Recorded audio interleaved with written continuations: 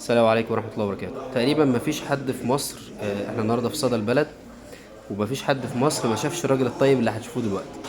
وهو بيقول يعني حصلت له حادثة كبيرة جدا، بيقول الحمد لله. فاحنا طبعا. عاوزين نعرف بقى هو كان فين وبقى ايه دلوقتي، والناس كلها حبته والناس كلها عرفته. لما كان شغال الشغلانة الأولى ما حدش كان يعرفه خالص، دلوقتي سبحان الله. عرفنا بقى بنفسك. السلام عليكم ورحمة الله وبركاته. أنا اسمي مصطفى. آه، يعني متزوج وعندي أولاد الحمد لله. وكنت يعني لحد 2015، 17 11 2015 كنت بشتغل في الموسيقى، يعني في مجال المزيكا وكده، اه، ممثل موسيقي وكده. و...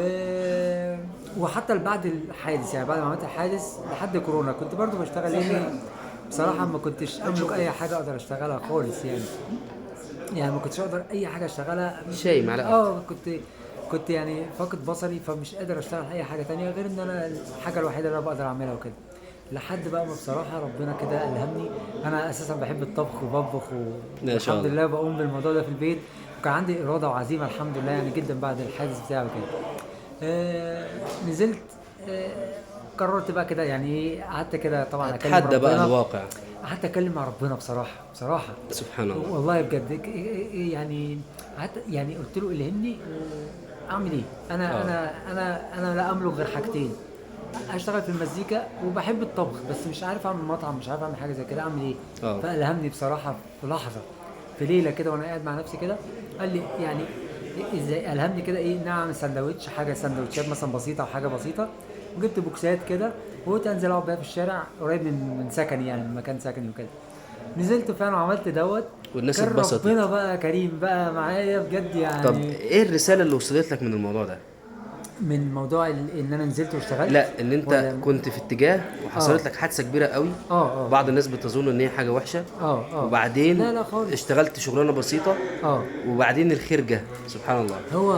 هو يعني انا لما كنت بشتغل في الموسيقى، انا معروف وسط اصدقائي بس والفنانين بقى اه، والحاجات اللي بتحصل دي. لكن بجد يعني هم كلهم بيحبوني طبعا وانا بحبهم، الناس دي لان ناس محترمه وطيبه. بس حب بقى، يعني عارف حضرتك يعني ايه؟ بقت شهرة لما تلاقي عالمية. الناس كلها بقى يعني العالم كله بقى يحبك.